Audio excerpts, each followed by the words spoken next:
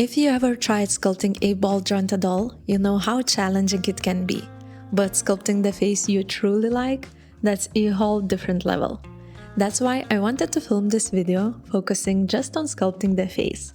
I'll share the techniques that help me achieve better results, so you can sculpt one too. And as a bonus, I'll show you how the head looks when cast in porcelain, just so we could compare these different materials. So without further ado, let's get started. For this particular project, I'll be using Adele air dry clay. It's a stone clay and I highly recommend it for sculpting dolls. I probably like Adele premix that comes in a blue packaging even more, but when I was working on this face, my local art supply store didn't have it in stock. So get what's available to you, but I always say that working with high quality clay will give you better results. I start by sculpting a rough shape of the head and mark where the features will be. Think of the stage as a rough sketch where you're trying to figure out the basic shapes and the size of the head. Next, I'm carving the area for the eyes, where the human face is naturally concave. I want to avoid the face looking flat, so it would look good from the profile as well. I carved the eye sockets too. When I'm happy with how everything looks so far, I place the ball of clay inside the eye socket. This will be the eyeball. When you're adding fresh clay, always use water. This way the clay will stick better and you will have the easier time sculpting. To sculpt the eyelids, I roll out a little bit of clay and lay it on top of the eyeball.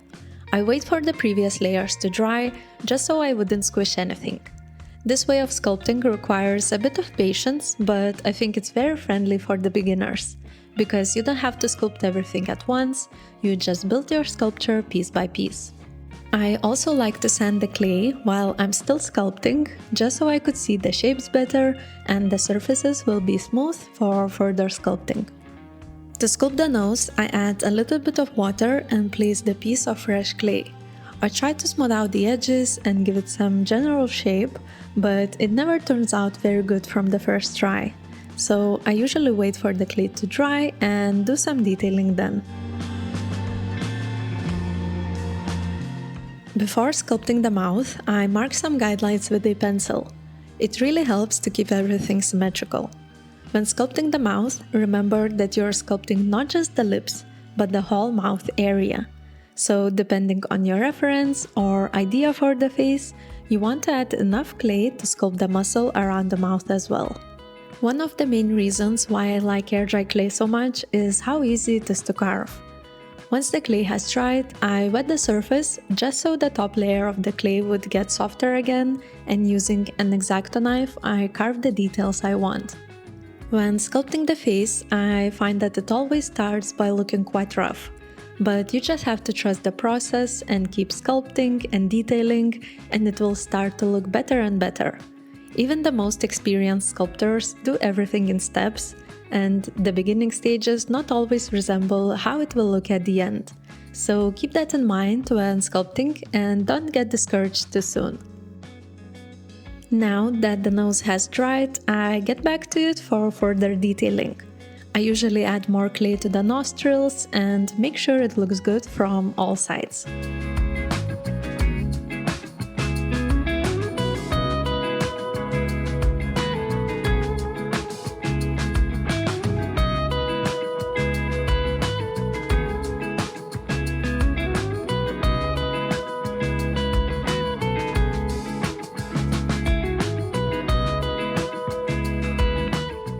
Before sculpting the lips further, I carve out the cupid's bow. For easier carving, I wet the surface of the clay and using a pointy metal tool, carve out the shape I like. For the lips, I add more clay to the top and bottom lip. This doll will have teeth visible, so I leave a little gap in between the lips. As you can see, I use a lot of pencil markings.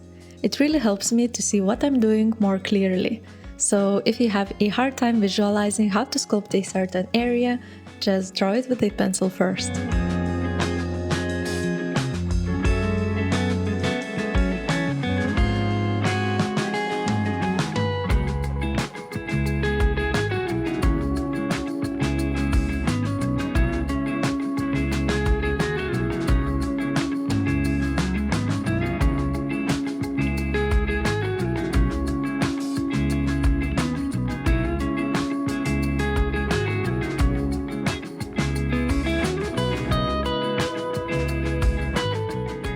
Another thing that is very important is adding the chin. Once you have a general shape for the whole face, it's very easy to forget to actually sculpt the chin, especially if it already looks okay from the front, but it probably lacks definition from the profile. It's a very common mistake for the beginners because we tend to concentrate our attention to other features of the face.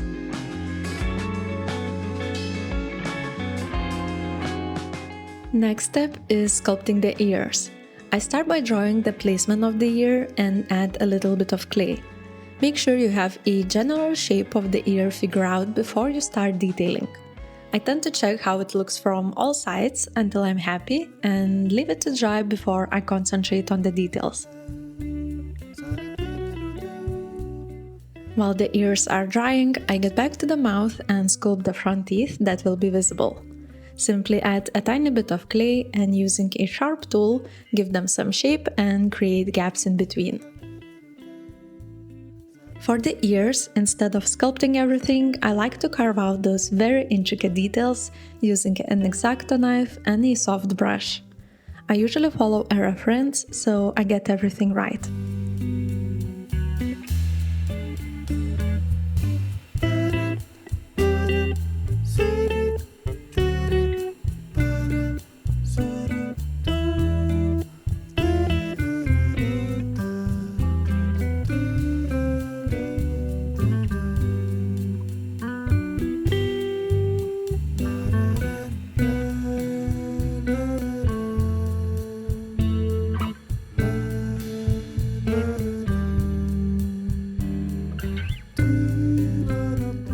Once you're done sculpting, leave everything to dry fully and sand the face with a very fine grit sanding paper.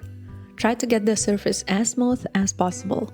Because I'll be casting this face in porcelain, I will also spray it with grey primer. But you can leave it as is or use white primer before painting the doll. Primer helps to minimize texture and fills in small imperfections. Now it's time to turn this prototype into porcelain head. I'll skip the mold making part, but you can find these kind of tutorials on my Patreon or consider joining my doll making classes to learn everything there is to know about making ball jointed dolls and casting them in porcelain. I leave the links in the description for you to check it out. I poured the porcelain slip into the plaster mold, and after waiting for it to form a sufficient wall around the plaster, I poured the excess porcelain out. This way you get the hollow pieces to create a ball jointed doll. After an hour or so of waiting for porcelain to set, I finally opened the mold.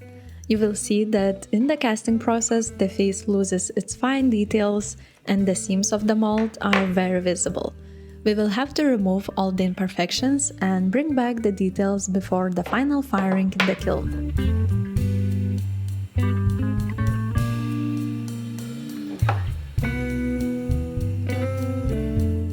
While the porcelain is still raw, it's quite soft and brittle, so I gently remove the biggest imperfections and seams, trying not to squish anything.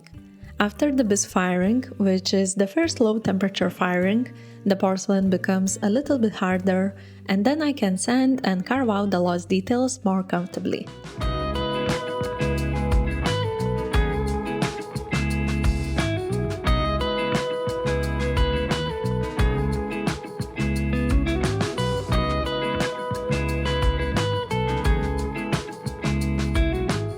At this stage, I leave the raw porcelain to dry and then place it in the kiln for the bisque firing. You can see that it doesn't look like the original just yet, and we will need to do quite a bit of work to restore its beauty. After the bisque firing, I use wet sanding techniques to work with porcelain further. Porcelain contains silica, which in dust form can be very harmful for your lungs. So I want to minimize dust as much as possible. I sand everything with fine grit sanding sponge and then using some sharp tools start carving the features that lost some details in the casting process. This part I truly love because it's so meditative and I can listen to audiobooks or podcasts and slowly bring this doll to life.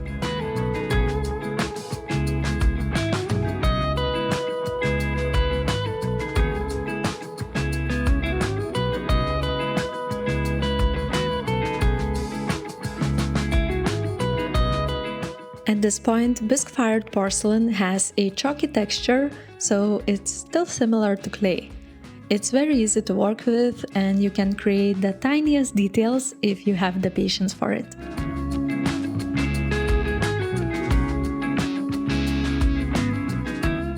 Now, when the face finally has its original features, I leave it to dry before the final high-temperature firing in the kiln. Then the porcelain has the dreamiest, soft texture, and it's why I like porcelain dolls so much. It's so much different from clay or any other material. It's silky smooth, has some weight to it, and it looks so good. Thank you so much for watching. I hope you enjoyed this head sculpting process and learned something new. Check the useful links in the description, consider supporting me on Patreon or by joining my classes, and I'll see you in the next one.